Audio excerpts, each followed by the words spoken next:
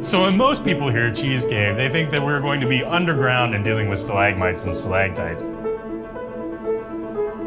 We're in Murray's Cheese Caves in New York City. The name cave is an homage to the original natural caves where cheese came from. We want to add bats, but the USDA won't let us.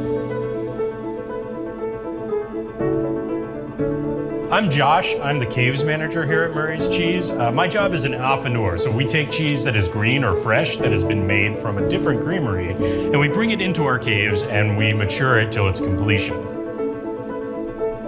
The cheese caves are temperature and humidity controlled environments, and this is the ideal condition for a cheese rind to form, and that cheese rind is what develops the flavor and aroma of a cheese.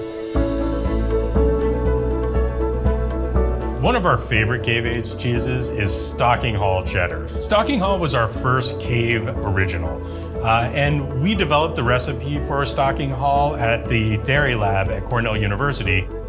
Stocking Hall is a 12-month cheddar, and it is also a bandage or cloth-bound cheddar.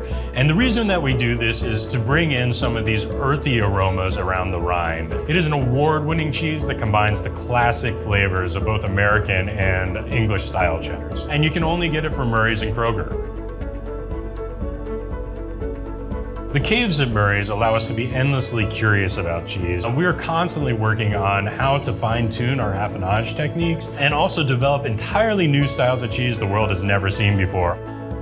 All of this is to provide the customer with new and exciting ways to both enjoy and love cheese. I want people to be delighted and surprised by the experience they have with our cheeses.